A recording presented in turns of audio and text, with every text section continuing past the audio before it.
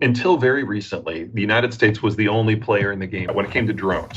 We had drones of every size, from things the size of a grasshopper to things the size of a 737.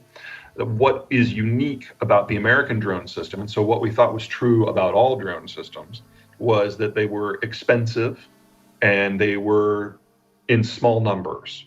American technology, when it comes to the military, has always been about quality over quantity, because wherever we go in the world, we will always be hideously outnumbered. So we've got to be able to punch harder at a further distance. And that's the Reapers, and that's the Predators, and that's the Special Forces drones, all of that. What we have seen in the last few years, however, is that there's a cheap approach, that there's nothing about the technology that says it has to be top notch. And if you make 50 really, really cheap ones, you can still do a lot of damage. Now, for the United States, I'd say that kind of the problems fall into two general categories. The number one is the new Joint Strike Fighter, which is supposed to be our only airborne weapons platform for the next 20 years. Its range is somewhat limited, and those little Iranian moped drones have greater range than the Joint Strike Fighter. So all of a sudden now, our weapons platform, to be perfectly blunt, is broadly useless. Because if they were to launch 1,000 of those things at a base where the JSF was based, one of them is going to get through, no matter how good your defenses are. So that limits the sort of military activity the United States can do, largely removes our ability to have air cover from ground installations. We'll have to do it only from naval platforms. The second problem we've got is anyone can do this. I mean, Hamas is many things, but an economic player, no. A technological player, no. And the fact that you can basically put these together in your garage and launch them by the dozens makes for a different sort of conflict. Now, that works both ways. And what the United States military is doing is something called the Replicator Initiative, where it will basically start using American resource scale to build Hamas-style drones. And the goal is to be able to independently attack 2,000 Chinese targets and destroy them within 24 hours using our naval platforms. So basically, things like destroyers and, God forbid, carriers just carry tens, if not hundreds of thousands of these things, and we just launch a locust swarm. So two can play by this game. But it does mean that the military tactics that we use are going to have to evolve. Instead of having a very small number of very high-end military vehicles, you just launch a cloud of very low-end stuff that is attritable and disposable. I don't think people have thought through how much that gives the advantage to a country like the United States. We will have to fight differently, and kind of the sunk costs that we've put into some of these technologies are suddenly going to become very questionable. But there is no country in the world that can adapt in the way the United States can. So let's say 2 years from now, we have a direct fight between the Americans and the Chinese. Sure, they can build a lot of drones, but they have to target something that they can't see and that can move. And AI is nowhere close to being able to target things over the horizon where they have to do a search pattern. Whereas the US Navy is going to know exactly where their targets are. They're on land with satellite recon, we can find them. And we just launched 10,000 drones at whatever it happens to be.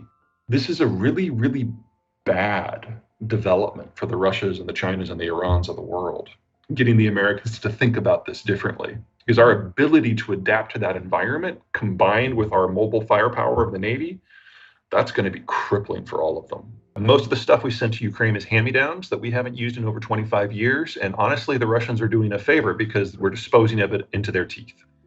Otherwise, we would have to dispose of it ourselves, which would cost money. So actually, the Russians are doing a financial solid by absorbing that ammo for us. Israel's a little bit different. Israel is a much more technologically acute force, and they're after things that are precision guided, and that they have to get from the United States. So the financial cost of supporting Ukraine is very, very low in real terms.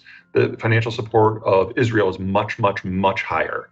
That said, this is a country of only 8 million people, and they're trying to carry out a military operation in a zone that's only twice the size of the District of Columbia. So the scale of the needs is relatively low in comparison to what the U.S. military is capable of. There is no economic outcome from the Gaza operation. It's a non-factor economically. And from a strategic point of view for the United States, it's also a non-factor. The only way it matters is through second, third, and fourth degree steps that none of which are guaranteed to happen, none of which are likely to happen. But Ukraine, couple orders of magnitude more important.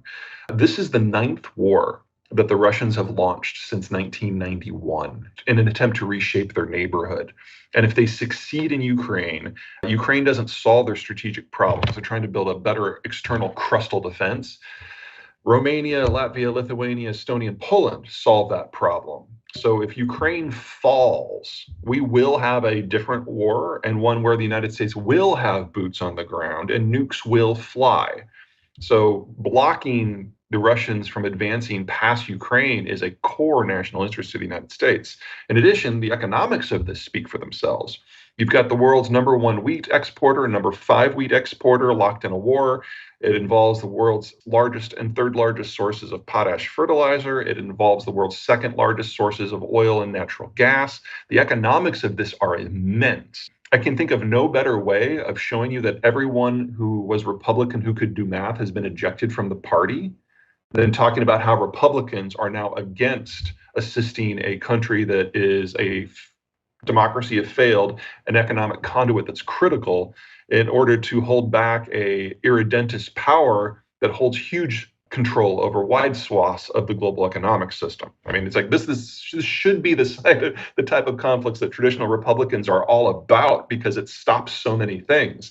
But instead, we've got this wing of the party that has managed to take over and clearly can't find Canada on a map or do basic math. We will find a way to make it work because the alternative is to risk losing American cities. We found out in the Battle of Kiev that the Russians were incompetent at modern warfare.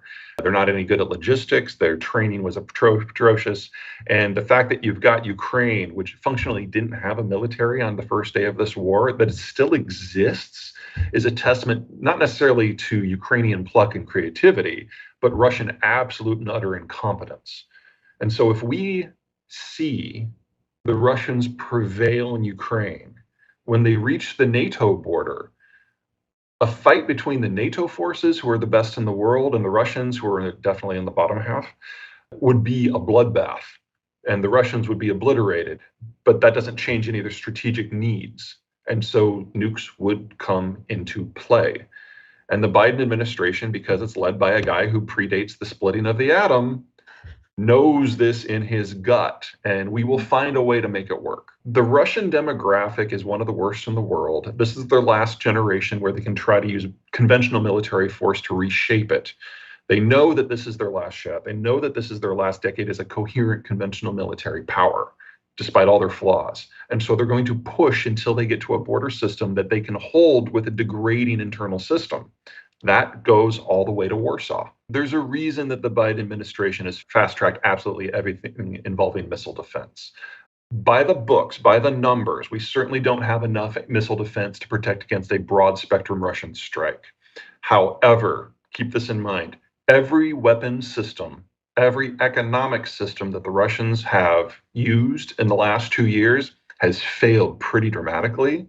To think that all of the nukes are the one thing that works to spec, I think takes a little bit of analytical creativity. Basically, what the Biden administration is dealing with is the four previous administrations abdicated pretty much all global involvement. While I can argue that the United States, because of its insulation and its economic structure and its demographic patterns, is actually in a really good spot for not just today, but for the long term, that does mean that there are a lot of things that have gone down that we've lost the ability to influence easily. This is one of them.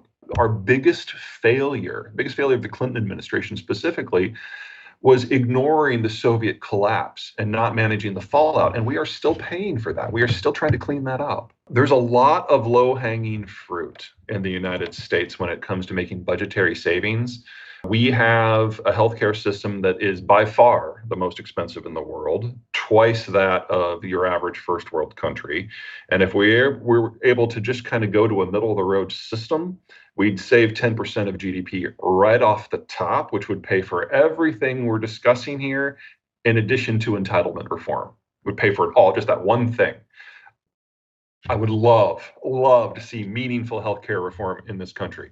Barring that, as long as the United States is the sole currency, and again, there's no pretender to the throne at the moment, we do have the option of monetizing. That is not my preference, but it seems to be the preference for the last 5 political administrations. And honestly, if Americans had a problem with that and wanted to have a different system, they would have voted for the other guy every single time. There's an opportunity cost here. If we had stuck with what Bill Clinton did with the balancing of the budget back in the 90s, not only would we not have a budget deficit today, but we would have paid for the retirement of the baby boomers. But we chose a different road. There's a difference between the opportunity cost and a national cost. There's no alternative for anyone right now. And honestly, the more the US withdraws from the world economically, the more viable the US dollar becomes as the global currency. Because the first thing you want from a currency is for whoever controls it to not intervene in currency markets to benefit themselves. I feel bad about this. I'm a fiscal conservative, but people who feel my way have been out of power now for a very long time.